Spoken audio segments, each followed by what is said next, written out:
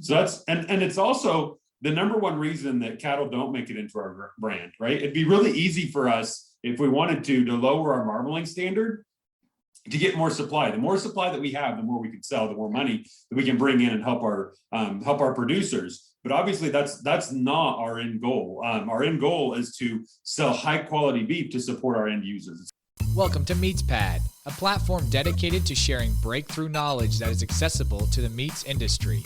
These discussions help foster and improve communication and knowledge dissemination within the meat science community. This podcast is brought to you by the U.S. Meat Export Federation, the National Provisioner, UltraSource, the new standard for innovation. Dry Age Pro makes dry aging in-house flexible, safe, and affordable. Hello, meat folks. Welcome back to the MeatsPad podcast. My name is Francisco Najar. It's my pleasure to be back on the MeatsPad podcast. I cannot believe that June is almost over and we're getting ready to RMC this year. Today we have an amazing couple. They work at the Certified Angus Beef brand. They go back with Dr. Phil Bass when he was working at CAB some years ago. And I will have him introduce our guest today. How was everyone? Excited. I'm excited, Francisco. We have next to Francisco Najar, two of some of my favorite people in the entire world, Dr. Daniel Clark and Diana Clark, the meat scientists at Certified Angus Beef. Thank you guys so much for joining us today. Thank you. Yeah, thanks for having us. Wish it was in person, but well, the time is coming for sure. Yes. So, it's great to have you guys here. Diana and Daniel and I go back several years and had the opportunity to work together in a number of different facets. But this is the time to kind of address a question that's come across the MeatsPad email listing. And for those out there listening, yes, please send us your questions and we'll do our best to address them. We're trying to our best about our ability. But one of those questions was, what is CAB? What is Certified Angus Beef? And I talked to Francisco and figured, I think it's time to reach out to these folks. And who better to discuss what CAB is than the two meat scientists that are on staff. And so, Clarks, can you tell us, what is CAB? Well, I will start. We'll kind of work together, I think, on this. I will start by saying that we're actually a beef company. We are owned by the American Angus Association. So we are a nonprofit company that's owned by the American Angus Association. Our sole mission is to go out and really just go back and try to enrich the American Angus farmers that are out there and try to better their lives by really promoting the beef that they're producing. It's a really neat, I feel like it's an organization that really doesn't exist or wouldn't exist until we started. But if you think about how we actually work hand in hand, we've talked about this a lot. If you think about the American Angus Association, I honestly don't think they would be where they are today if it wasn't for Certified Angus Beef. And I also don't think Certified Angus Beef would be where it is today if it wasn't for the American Angus Association. The American Angus Association is just fantastic in terms of really focusing on production and making sure they're always bettering the herd. In one way, shape, or form, they're striving to make sure that herd is perfect. And by doing so, they create this beautiful, high quality protein, Certified Angus Beef.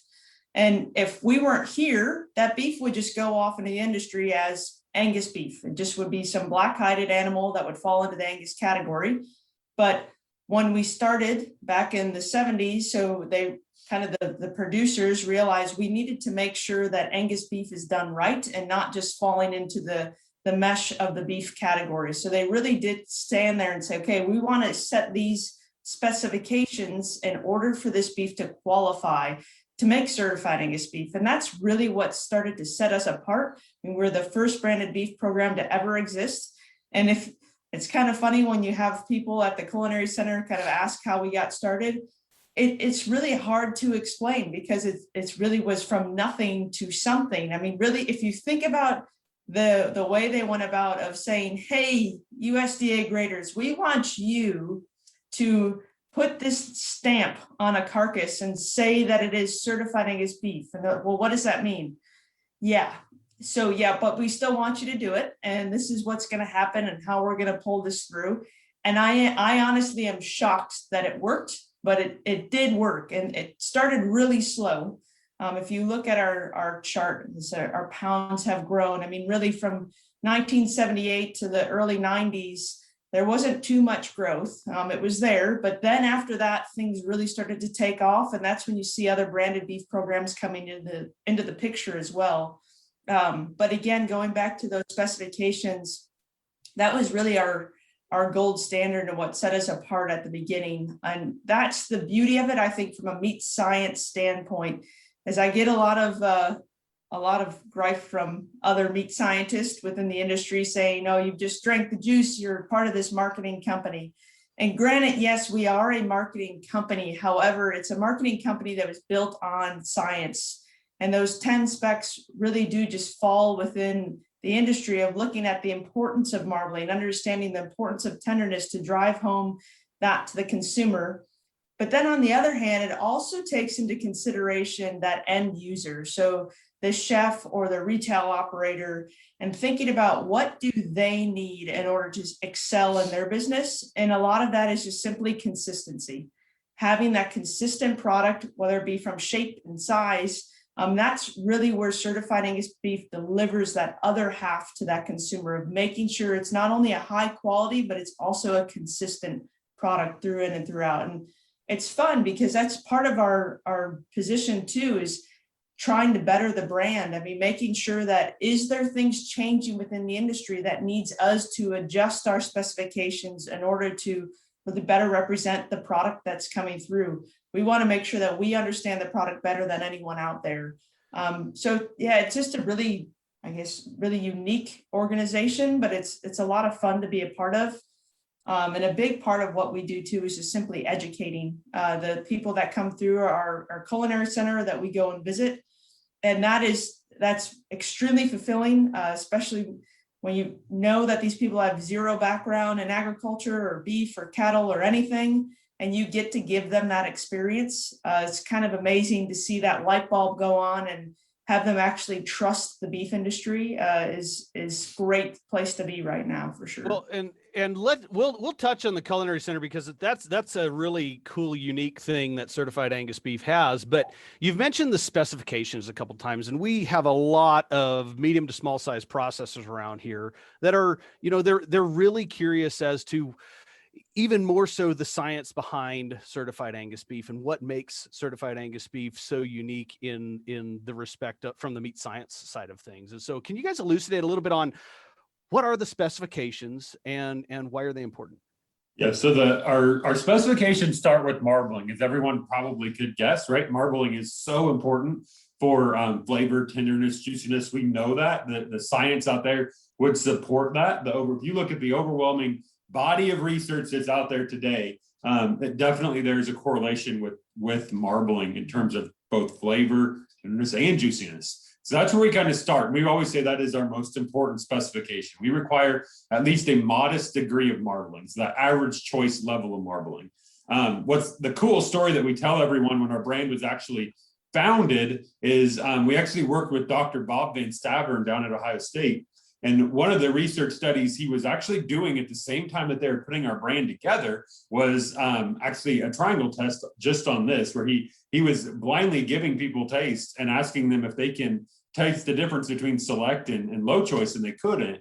But then when he moved to low choice and average choice, at that point, that's when consumers could taste the difference. So that's really where our brand is kind of started. That was what we consider our most important spec then, and we still consider it our most important spec today, is that we require that modest degree of marbling, because that's where we want to know where consumers can taste the difference. And that's where the research showed that's where that's at, is that's when they can start to find that superior product. So that's, and it's also the number one reason that cattle don't make it into our brand, right? It'd be really easy for us if we wanted to lower our marbling standard to get more supply. The more supply that we have, the more we can sell, the more money that we can bring in and help our producers. But obviously that's not our end goal. Our end goal is to sell high quality beef to support our end users. It's not just to sell the mass amount, the most amount that we can. It's to do it in to still selling high quality beef, to make sure we're representing our producers well as well. So that's the number one reason that cattle don't make it into our brand, and also very fundamental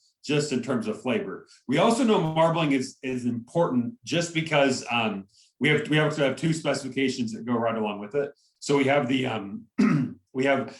marbling needs to be medium or fine textured, meaning that it needs to be evenly distributed throughout the entire ribeye, right? We want every single bite. We don't want the big coarse pieces that you get sometimes with marbling. We want every single bite to be that equally satisfying that you expect with certified Angus beef. It kind of makes sense with it. Mm-hmm.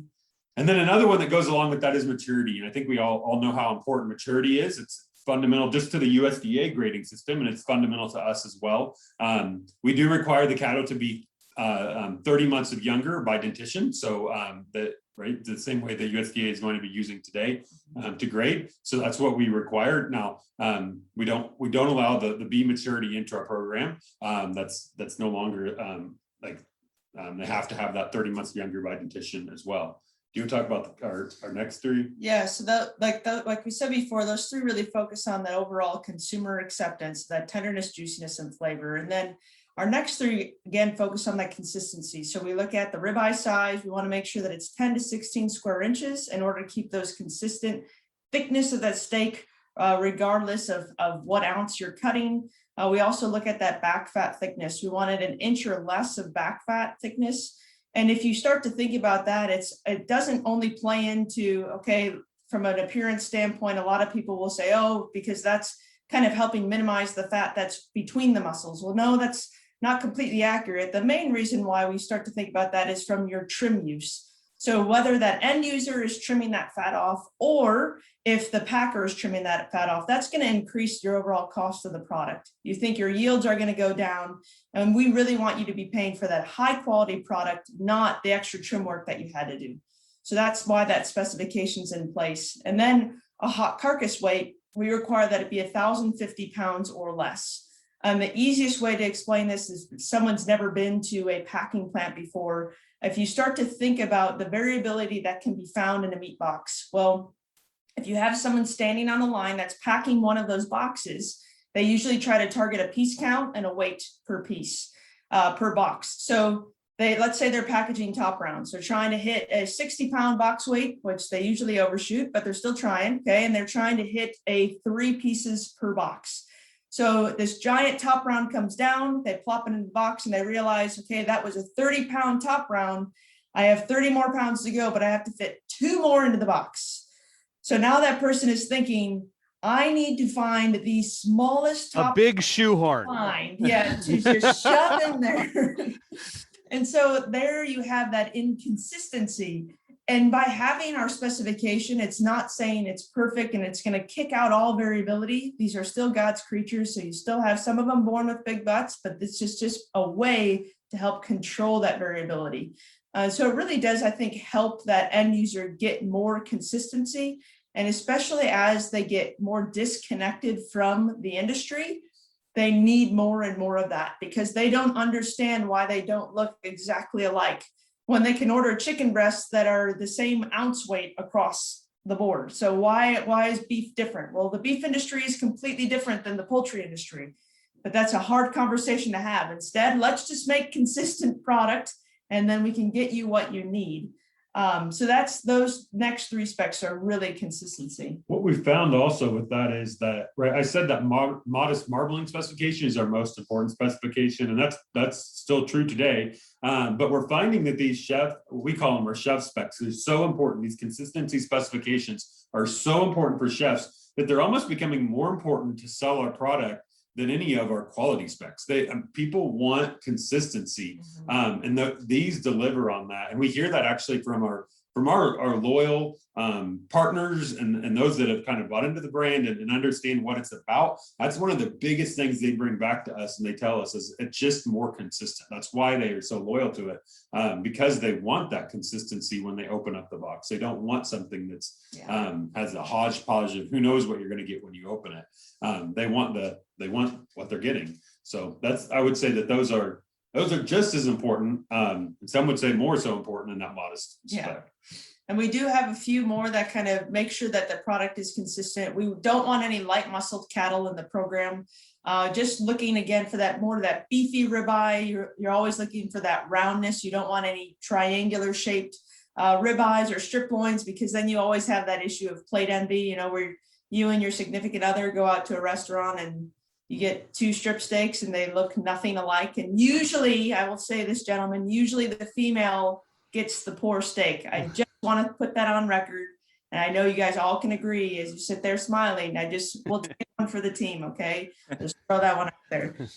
But then we also want to make sure we don't have any tough steaks in the program too. So we don't allow any Brahmin influenced cattle. And the main reason why is just, again, from that toughness standpoint, even if those cattle are aged properly, from a tenderness, they just can't reach that same ability that your Bos Taurus could.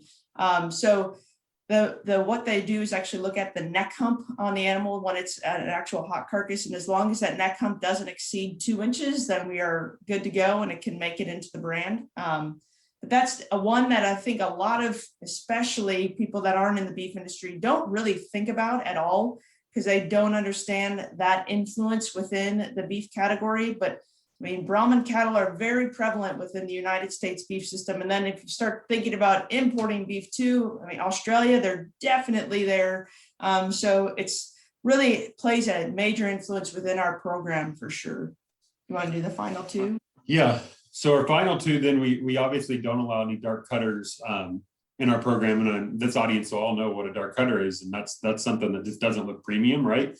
We all know that actually a dark cutter is it can have a little bit of an influence in flavor and so forth, but in reality, it just doesn't look good.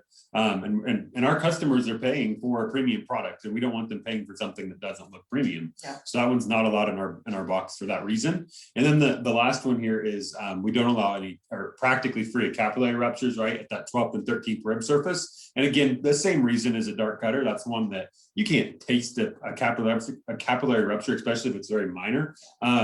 But that is something, again, that just doesn't look premium. And when you think about, right, a large chunk of our customers or partners are retail. Yeah. They're putting that on the shelves, and if they are putting something on there that doesn't look the same, it's not uniform, has little dots on it from capillary rupture, or a dark piece of meat, obviously people aren't going to pick it up, and then it's going to get wasted, and food waste is a problem, right? So that's something we don't want to be a part of, and we want that to go. Now, I will add something kind of fun that we did here this last year, was we actually amended the G1 schedule, we updated it and added a little piece to it. We actually went and this is something we get excited about. Our specifications, a lot of people think that they're set and they're etched in stone or something like that, where they can't change. They're holy, they're gospel, aren't they? Right. I think that's kind of the mentality around them, but that's not true. We want to update our specifications and remain as relevant as we can to our customer base. That is our ultimate goal, is to do that. So if it is revising our G schedule, we will do just that. And we did that here about a year ago, where we went in and said, one of the things that we will allow our packer partners to do is go ahead and start capturing carcasses that actually had a 16 to 19 square inch ribeye. However, with the exception that they cannot keep any cuts that come from the rib, the short loin, or the strip loin. Yeah. And that's simply because we know, we ran millions, we analyzed millions head of cattle to kind of understand what exactly that ribeye area was doing. And what we found was that ribeye area specification, that 10 to 16 square inch specification, was extremely important, obviously, for the size of the rib and the strip, but it really had minimal influence on some of our other cuts, the size of some of the cuts that come from the chuck and the round. We know that those sizing is really kept in check by hot carcass weight. So by adding that specification in there, that we can actually bring in those carcasses that have a 16 to 19 square inch ribeye, and then meet all of our other specifications as well.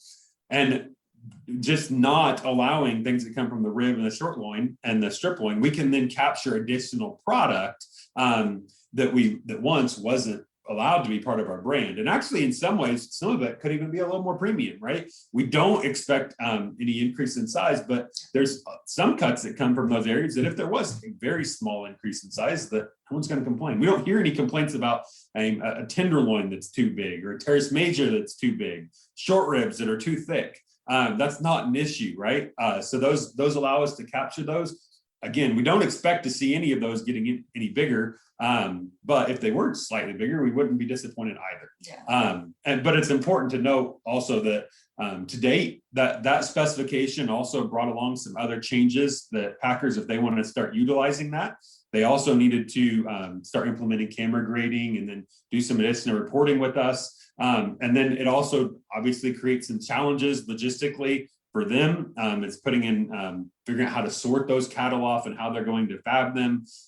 So to date, we haven't had a packer willing to start bagging those or sorting those cattle off. So today our 10 specifications that have always been there are the ones that are in play. But we do have some packer partners that have expressed interest in, and we're working with them to determine, can we start implementing the 16 to 19 inch ribeye in the future, and how can we do that? And that's what I think is so neat about the specification is it's more futuristic thinking than it is right now. If they start getting something like this in place, that means that they're sorting product and they're going to have to sort outside of just that ribeye. So we've gone a step further after that grading camera, and also implementing the camera used to sort. Like that is a huge, huge deal that not everyone's doing within the industry. So now we can increase some consistency and we can have these sorts being done after that grading stand. And I feel like that could really push us in a great direction just by getting their feet wet slowly. Hopefully someone jumps on board, because really it will just take one. Once one does, there's going to be more people that are interested in doing it. But that can really just open up the doors for more of that conversation to happen then in the future. So was a lot of thought and conversation went into it, but I'm so excited to see it actually be put into stone, written down, and yeah. And that's one we do expect it once that kind of takes hold and we figure out some of those sorting logistical challenges that are associated with it. We fully expect to go ahead and keep implementing similar type of nuances that we can capture. We can capture more product that is still premium in nature that might not have originated on a carcass that fits our current mold, right? There are other changes that we could go ahead and make and pull out different, maybe it's, like I said, maybe it's a terrace major, maybe it's the short ribs. How can we capitalize on those to just really create a just premium product, more of our premium products that we already have today? Mm-hmm. I think this is awesome. I don't know, Dr. Baz, I think this is the longest conversation as far as, I mean, they have a lot to share with us today, which is good. So much information. This is awesome. This is fantastic. It's exactly what we need. Yeah, absolutely. And I think going back, we had Dr. Warney from USDA AMS in the previous episodes. We talk a lot about grading, history of grading, and I think along those lines, we have this conversation with you today. And I just want to go back a little bit, one step back. And for those folks that are small, mid-sized meat processors that may be wanting to explore or venture themselves into, hey, can I start doing CAB in my plant? What are some of those opportunities for those folks that are interested in just joining the program? So I would say, on first and foremost, you reach out to us, and we can get you way more information on that. It's not something we take lightly, that's for sure. We want to make sure one of the pillars to our success is integrity. So we're wanting to make sure every time we bring in partners and so forth, that we are upholding that integrity mark, that it's going to benefit everyone in the industry, and we're not stepping on anyone else's toes and so forth, and we're respecting our current partners. So with that in mind, I would definitely recommend reaching out to us, and we can definitely have that conversation.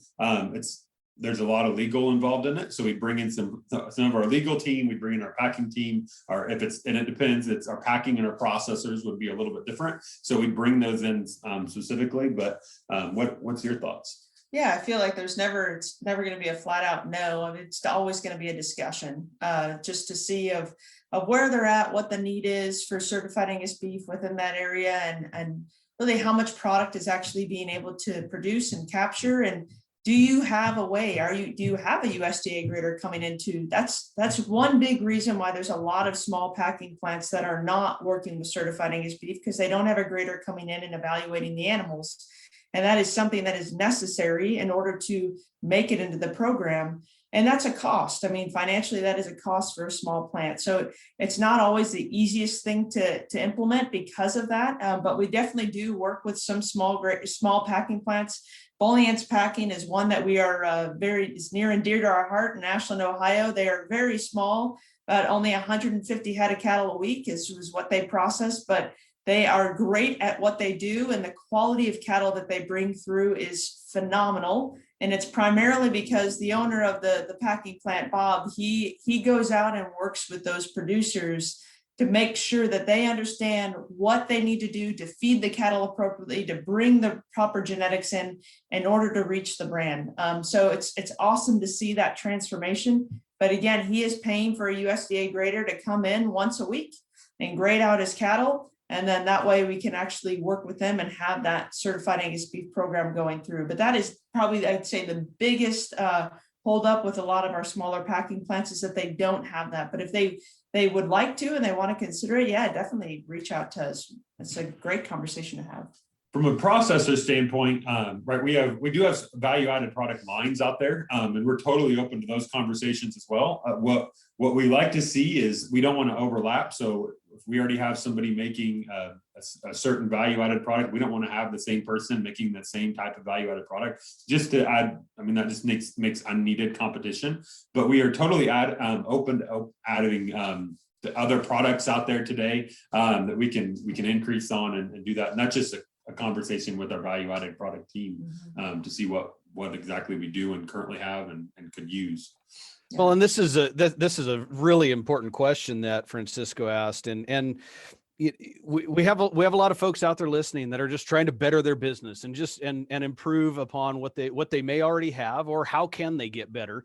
And that's a great conversation to have, either with the folks at Certified Angus Beef, or listen to some of our previous podcasts with Dr. Gwartney with USDA AMS, Travis Arp with US Meat Export Federation, and talk about some of the different avenues that smaller and medium-sized processors can get involved. And they absolutely can. I've been to Bollian's Packing in Ashland, Ohio. It's a cool little outfit and very, very unique.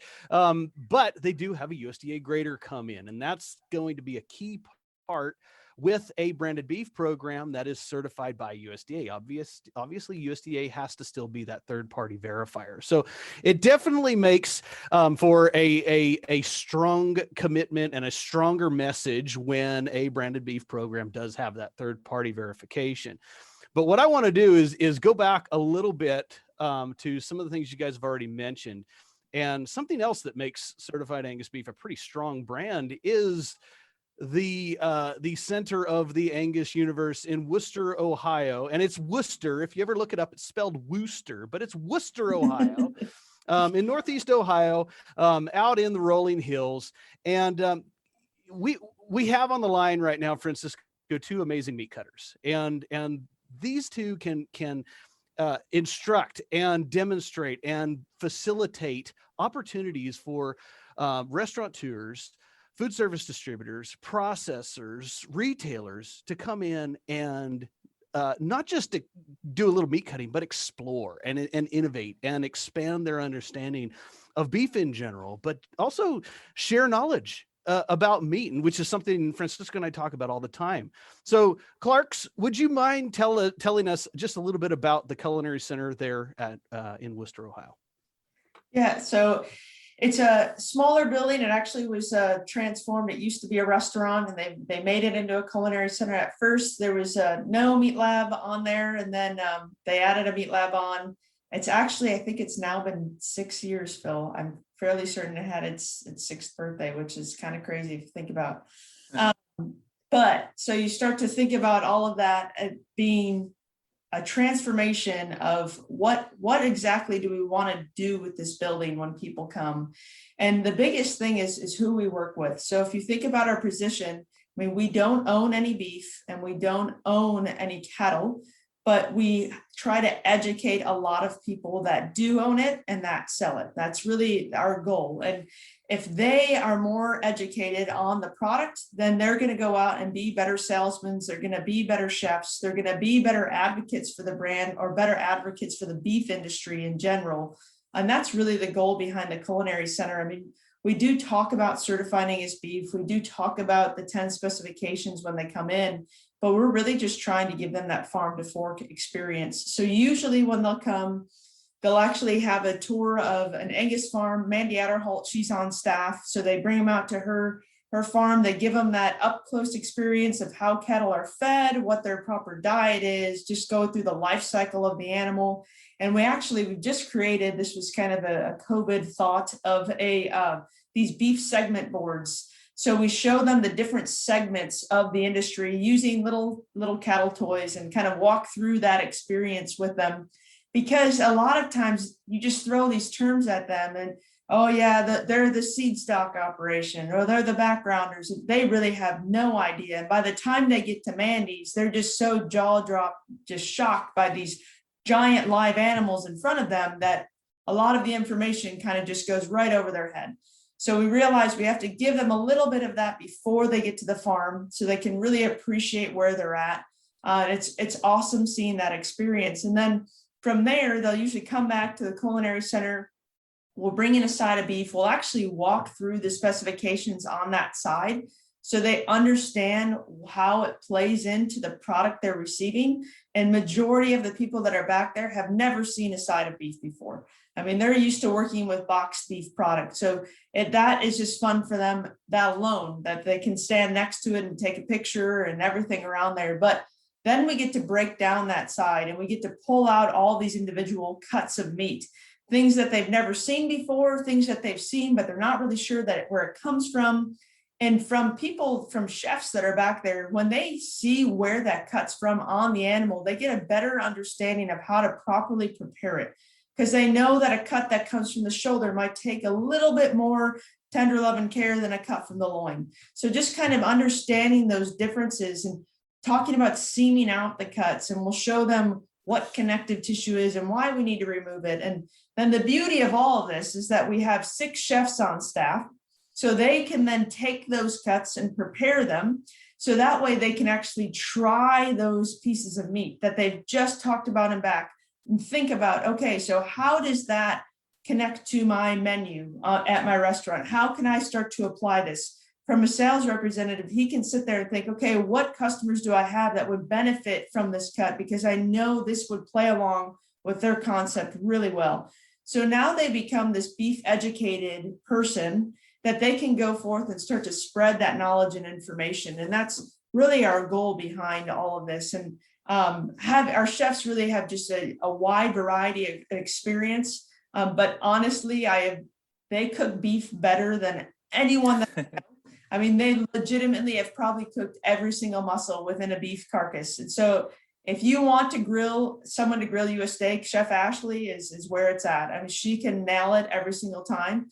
So it's fun just seeing those differences between our chefs. I mean, Chef Tony has a world of experience when it comes to your just your Asian flair of cuisine. I mean, he's got all of that knowledge in his head. So it's neat to see him play into recipes. Chef Peter, he's originally from South Africa, so he has some of that within there, but he's also was in Texas for a long period of his life. So he also has that Texas barbecue in there as well.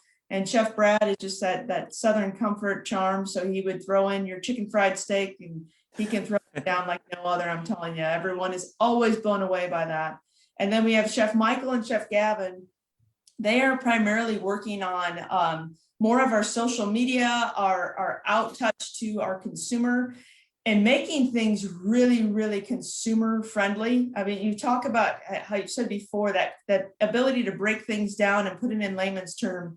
Chef Michael is by far, I'd say, the most suave when it comes to his words of being able to explain something to a consumer, especially when he has a news reporter that is asking some ridiculous questions. He is just able to just flip the script and just make it seem like everything is fine and dandy and just can play it off like it's nothing, which is amazing to have that ability. I mean, just to be able to connect to that consumer. And that's something as a brand, He has a gift. more and more on, of trying to connect to those consumers, because we're realizing that is, I think, kind of where we've fallen a little bit. I'd say that's our plan for the next 5 years. We work really great on our relationships with our producers, with our packers, our distributors, but the consumer is kind of a place where we haven't had that touch. So we're hoping to increase that in the future.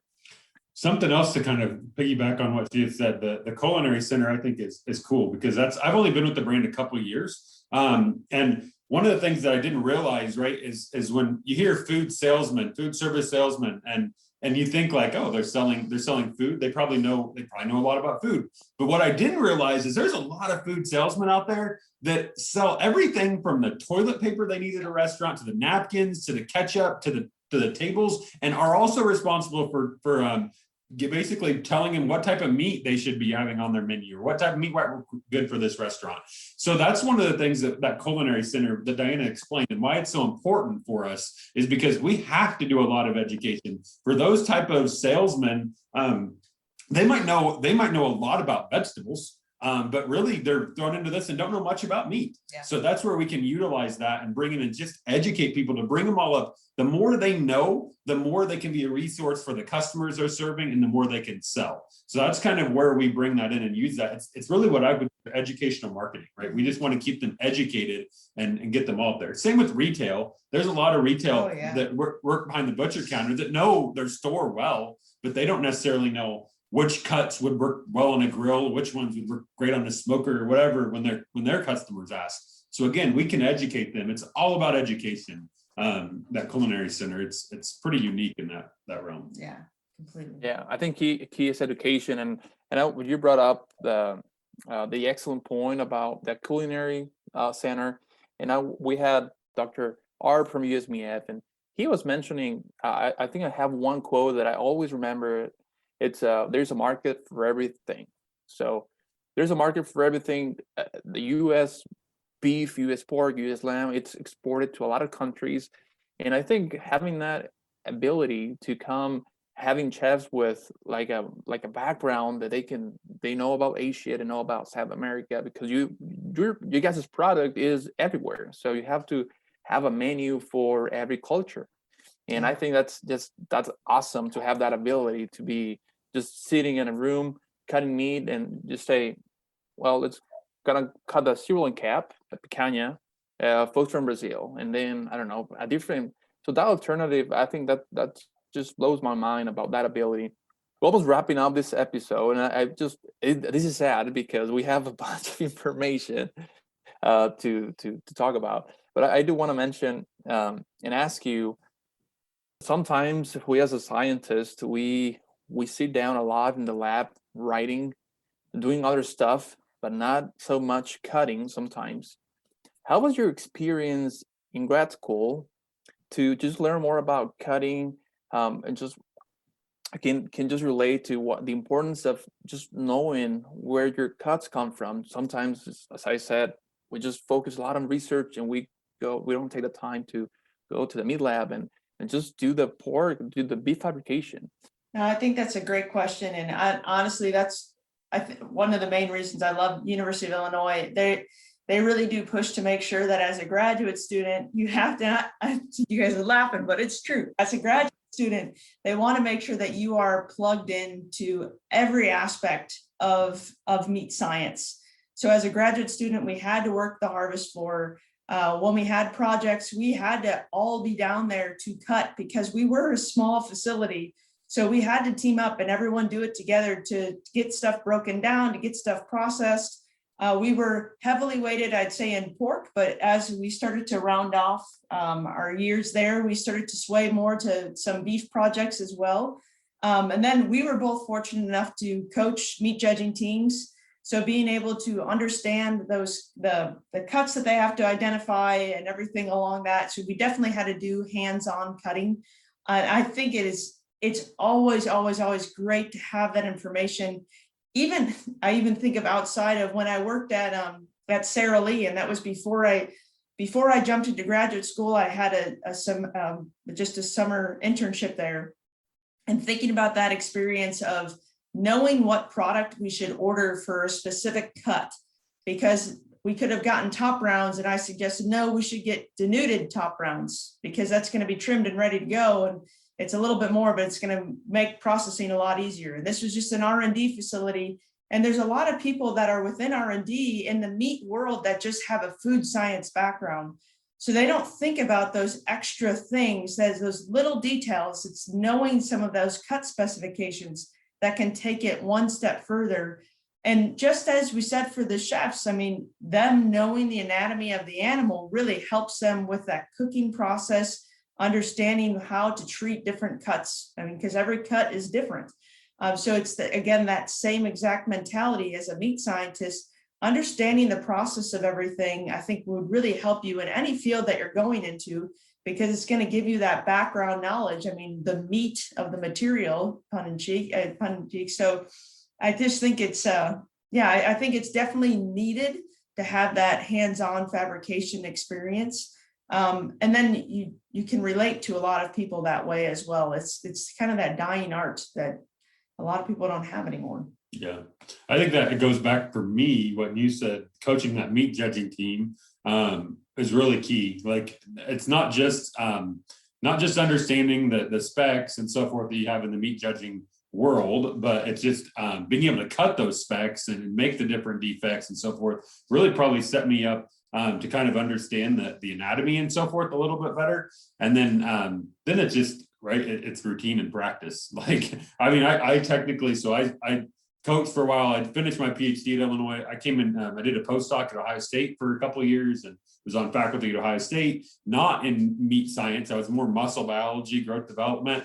So I really hadn't touched a knife for 4 or 5 years there. And then coming to the brand, it's kind of I'd have to get back in the swing, but it's kind of like riding a bike. Like falling off a bike, right? Yeah, yes, like falling off a bike. Yes, exactly. Yes. You just kind of get the hang of it. You understand it as you get going. And the more you do, the better you get. Yeah. Staying hands-on is always, that's something that I preach regularly. Getting involved, being a jack of all trades, master of none, maybe sometimes, but you have to kind of have an understanding of everything. That's what I love about the meat sciences. We're kind of the end of the animal sciences, the transition into the food sciences, and many departments out there at universities are a combined situation. But we kind of have to know everything on the live side and everything on the process side, and getting just hands-on, going and cutting the meat, knowing the anatomy. It's absolutely crucial. It's done me well over the years, and it's done both of you very well. Your successes are noted by a lot of folks out there. You're definitely an amazing voice for animal agriculture, first off, and you're definitely representing the beef industry in general very well. For those out there who are listening, who maybe are now kind of newer people understanding the Certified Angus Beef brand now, and hopefully folks are able to better understand that, and hopefully we've answered the question of those who did ask the question, what is CAB, what is Certified Angus Beef? But regardless of what you do, where you are, if Certified Angus Beef isn't available in your area, know the specifications regardless of whatever product you're purchasing. Know thy specifications, is a very smart meat cutter once told me. The fact that we have Certified Angus Beef on here, it's not a mistake. It's not an accident. It is the largest branded beef program in the world. And there's empirical evidence out there to very much substantiate that claim. A lot of cattle are grading within the Certified Angus Beef brand, and I would say that the efforts that Certified Angus Beef has done over the years has definitely helped just improve the beef industry overall, and has challenged the beef industry, you know, more so to continue to grow and focus on quality. And we really appreciate everything you guys are doing out there. So thank you so much. It's great to see you guys. I know those out there listening to the audio version can't see these two, but we can see them on our call here, and it's so great to see you guys, and hopefully we're running into each other again in the near future. Yeah, I agree. It's great. Thanks for having us too. Thank you for Thank having you, guys. Great to see you.